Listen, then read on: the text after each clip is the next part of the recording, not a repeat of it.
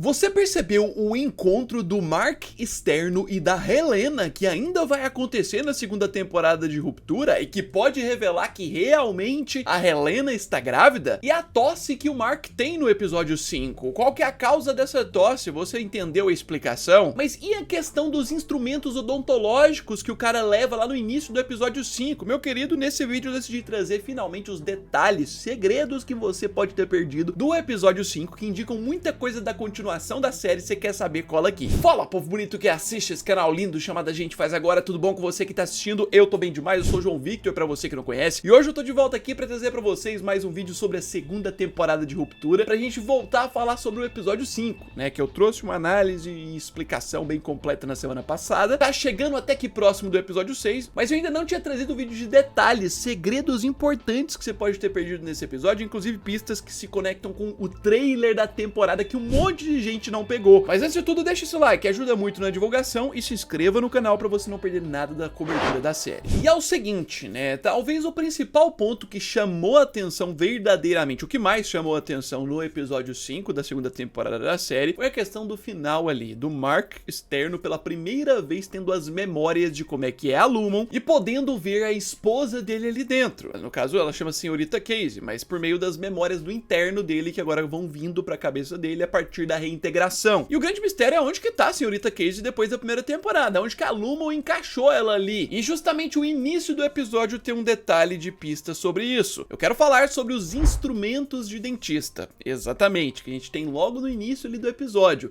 Muita gente olhou isso aqui rápido e passou despercebido, né, achando que é instrumento cirúrgico, mas na verdade no próprio vídeo explicando o episódio eu falei que é instrumento odontológico, de dentista. Mas como que isso revela alguma coisa? Você pode se perguntar aí. Teve alguma coisa na série até hoje que a gente viu relacionado a dentes, relacionado a Lumon, alguma coisa assim? E se eu te falar que teve? No episódio 3 da primeira temporada, enquanto os internos estão explorando as partes lá da Lumon que exaltam o Kier e a família Egan, também tem o mural dos sorrisos que eles encontram. Várias arcadas dentárias, umas mais arrumadas, outras meio destruídas. E nessa cena o Irving inclusive fala que esses devem ser os sorrisos das pessoas que a Lumon ajudou no mundo lá fora. Só que aí, se a gente volta nesse episódio 5 da segunda temporada, a gente pega um momento ali do final que o Mark tá conversando com a Regabi na casa dele, ele encontra as cinzas da esposa e pergunta, tá, se não é minha esposa, quem é ali? A Regabi fala que a Lumon conhece pessoas no necrotério, ou seja, nessa cena já ficou comprovado que a Lumon altera corpos, ela sabota, e um ponto, uma das formas de se identificar corpos, principalmente de acidentes e tudo mais que você não consegue identificar quem que é por meio da arcada dentária. Então, tendo isso em mente, dá pra entender que é bem possível que a Lumon utiliza disso, dessas ferramentas ali odontológicas, para alterar as arcadas dentárias dos corpos das pessoas que morreram lá fora, para que eles possam pegar os corpos ali e utilizar nos experimentos deles, sem que as famílias percebam. Muito provavelmente foi isso que fizeram para poder sabotar o corpo da Gemma. E o Mark até hoje achar que tá com as cinzas dela, né? Pegaram o corpo original, tiraram os dentes, colocaram num corpo alternativo, porque aí no exame ia sair que era a Gemma mesmo, nesse outro corpo, ia cremar ele, e o Mark ia ficar com ele, e o corpo original fica com eles. Olha que loucura, meu parceiro. As revelações, olha como é que tudo vai se conectando nessa série, e a gente avança que fica ainda mais interessante. Na sequência do episódio, a gente tem a questão sobre a despedida do Irving, que eles fazem meio que o funeral, o Milchick meio que concorda com isso, o famoso faz o mal enquanto faz o bem, né, que o inscrito tinha comentado, uma das formas dele manipular, ele coloca a cabeça do Irving lá em formato de melancia e tal, mas um dos pontos aqui que eu quero falar é sobre as despedidas planejadas. Pois é, especialmente nas cenas que a gente vê que eles estão lá em homenagem ao Irving, tem as canecas com o rosto do Irving, que eles tomam a água deles lá nessas canecas,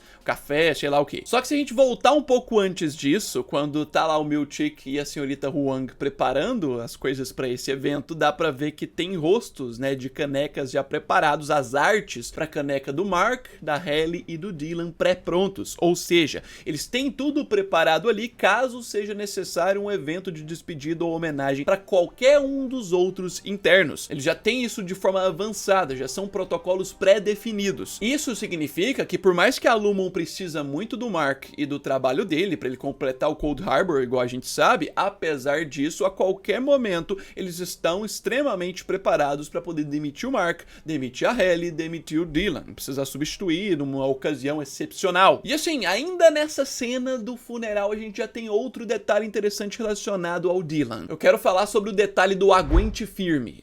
Tipo, a gente tem, né, o Dylan encontrando a cartinha com o desenho do Export Hall, da ala de exportação, que o pessoal do OD, Optics Design, deixou lá pra ele. Porque o Irving era o único que sabia disso, era o único que tava investigando, agora que ele saiu, foi tirado do jogo, eles meio que decidiram mandar uma mensagem ali pro Dylan. Só que a questão não é nem essa cartinha com os detalhes, as coordenadas. A questão é que no episódio 4, no episódio anterior, a gente teve o Irving nos últimos momentos, quando ele ia ser demitido, virando pro Dylan lá de longe falando aguente firme, que na versão original em inglês é hang in there. E justamente o quadro onde o Dylan acha as coordenadas da ala de exportação é um quadro que tá escrito a mesma frase que o Irving disse pra ele, hang in there, aguente firme. Parece um detalhe simples, mas isso é pra mostrar como nada, nenhuma cor, nenhum elemento, nenhum frame da série é feito em vão, sempre tem o objetivo. Mas aí, pra ficar mais interessante sobre pontos do próximo episódio mesmo, agora eu quero ir pra parte do Mark,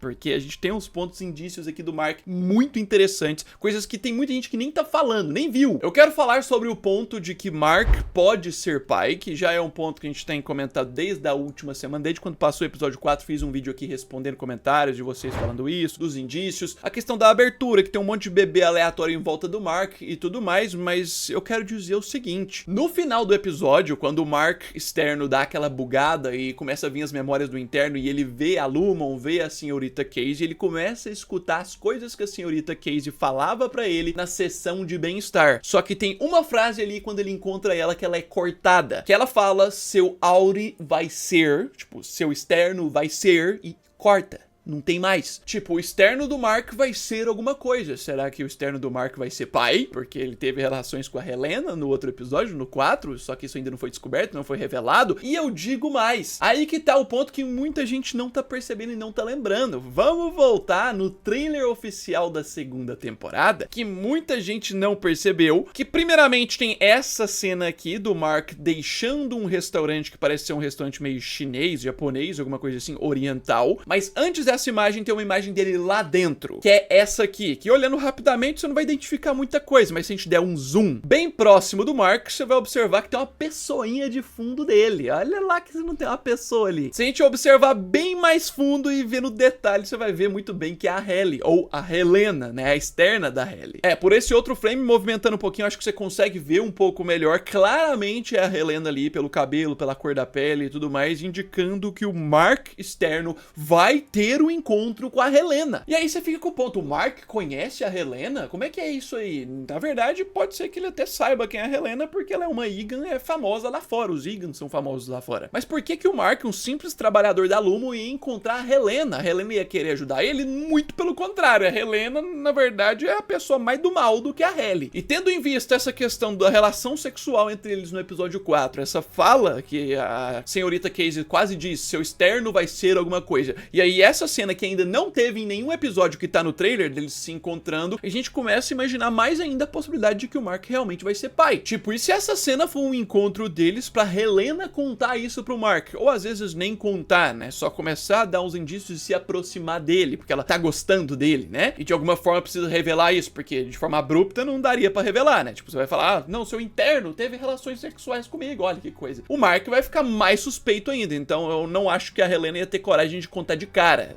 É um ponto a se pensar. Mas esse é um detalhe bem importante, somando o episódio com trailer. Mas aí a gente segue pra outra coisa do Mark que tem nesse episódio 5. Eu quero falar sobre a tosse do Mark, que tem um monte de gente que tá ficando maluco com isso. Várias teorias surgindo aí de que é por conta da reintegração. São os efeitos da reintegração que estão causando isso nele. Ele tá ficando mal e cada vez mais. Só que assim, na primeira temporada, quando o Pete passou por isso, não tem resquícios dele tendo essas tosses. Não que o Pete tenha ficado bem, ele ficou meio mal, mas não é tanta tosse assim igual o Mark, não é muito igual. E eu falo pra você que caso você não tenha percebido, esse é um detalhe um pouco mais simples, mas caso você não tenha percebido, isso aqui deve ter muito a ver com os eventos do episódio 4. Sim, a jornada deles na neve, em baixas temperaturas, e que inclusive ele se molhou ali, né, então poderia ter pego um resfriado. Depois que ele sai, a gente teve ele falando pra Devon, ah não, isso é porque me disseram que eu me molhei lá no trabalho. Tipo, não explicam, né, sobre o que realmente aconteceu. É bem provável que essa tosse do Mark seja, na verdade, os efeitos desse outro episódio, do episódio 4. Os efeitos dessa atividade externa que eles tiveram. Agora, se isso vai evoluir pra algo mais grave pro Mark, não sei, mas eu acredito muito que não. Mas aí eu quero voltar a falar da Helena, porque não sei se você percebeu nesse episódio 5, tá mais claro do que nunca que Helena só se ferra. É uma das personagens que mais se ferra nessa série. Isso é um detalhe importante. Ela se ferra, inclusive, mais do que os internos. No caso, a gente teve os eventos da primeira temporada, que a interna dela quase se enforcou, então ela já se ferrou muito, porque é o mesmo corpo. Ainda na primeira temporada, quando ela ia quase ser um orgulho pro pai dela no discurso, a interna assumiu e fez aquele discurso que atrapalhou tudo e virou meio que algo de vergonha pro pai. Ela tem que viver em função dessa família, obedecendo ordens. Ela não tem voz ativa naquela empresa, apesar de que pareceu antes. Nessa cena inicial, né, dela reunida na mesa ali com o Drummond e a Natalie, deu pra perceber muito bem que por mais que ela quisesse voltar ainda como Helena lá pra dentro, eles não deixaram, tem muito o que ela fazer. Ela não tem a decisão final, sabe? A decisão final não é dela. E assim, foi afogada no episódio 4, quase morreu de novo e tá levando sequelas disso, tá doente ainda. A forma como eles trazem aqui é que ela ainda pode ter algumas sequelas ainda mais pra frente, então complicado, né? Eu não sei pra você que tá assistindo, mas isso parece muito a série construindo uma personagem que se ferra muito, como ela é oprimida e como ela se lasca na vida, pra poder justificar alguma loucura que ela vai fazer mais pra frente. Eu não tô afirmando isso, dando certeza, mas parece muito, porque ela só se ferra e cada vez a série ressalta mais ainda que ela não tem voz, que ela não tem nada, não tem decisão e ainda pode ter sequelas. E aí a gente junta com aquela cena lá do trailer dela encontrando com o Mark no restaurante. Isso pode significar que ela vai se aliar ao Mark, ela pode estar chegando próximo do Mark em algum próximo episódio nessa cena, porque ela quer se alinhar com ele, na verdade, e trair a empresa. Seria possível? Assim, eu acho cedo pra pensar que ela vai trair a empresa, mas alguma coisa a série tá querendo dizer, mostrando desse tanto quanto a Helena se ferra. Mas agora eu quero falar sobre outro ponto, porque apesar desse episódio 5 mostrar muitos corredores da Lumon, o andar de cima da Lumon em si, a parte dos externos e os protocolos, a parte burocrática, apesar de tudo isso, é mais um episódio que esconde pra gente a Cobell, a senhora Cobell. E eu quero falar sobre o retorno da Cobell, que ainda vai acontecer na série. E sim, a gente tem indícios suficientes disso por trailer, mas antes de eu mostrar isso, eu quero dizer, tipo, a gente já tem 2 episódios seguidos que não tem nada da Cobell. Cobell, que é uma personagem muito importante, que era a pessoa que comandava aquele andar deles lá da ruptura, que o Miltic assumiu o lugar dela, ela queria tirar o Miltic de lá e voltar pra aquela posição, não deixaram. Ela quase voltou de volta pra Luma no episódio 3, na última vez que a gente viu ela, mas ela não volta porque ela vê um cara esquisito e não gosta da proposta que a Helena fala dela entrar lá dentro, conversar com o conselho e tudo mais. Então alguma coisa assusta ela, tipo, alguma coisa ela tem temor em relação a Lumon. E sim, ela simplesmente foi embora agora meio que em definitivo, mas não é em definitivo. Também no trailer dessa temporada a gente tem essa cena que ainda não passou, pelo menos no momento que eu tô gravando esse vídeo, em nenhum dos 5 primeiros episódios, vai passar na outra metade uma cena que dá pra ver claramente que é a Cobell com uma lamparina ali numa caverna misteriosa e fica a dúvida de onde ela tá. Isso aqui pode significar que agora finalmente ela vai trabalhar pra desvendar coisas da Lumon ou entregar, às vezes ajudar os internos. Não sei se é isso, pode ser um pouco precipitado da minha parte, mas que a Cobell vai voltar, ela vai voltar. Isso é um ponto. Pra quem sentiu falta dela no episódio 4, achou que ia aparecer no 5, não apareceu de novo, sentiu falta de novo, tá aí a resposta pra você, meu jovem. Pois é, mas ainda tem vários detalhes, mais coisas pra gente comentar da série. Não deixe de se inscrever no canal, essa semana logo tem episódio 6, que vai desvendar mais coisas ainda importantes. Sexta-feira, meio-dia, tem vídeo aqui no canal explicando tudo, então não deixe de se inscrever, deixa esse like, ajuda muito na divulgação. Já já eu tô de volta. No mais, é isso aí, um abraço,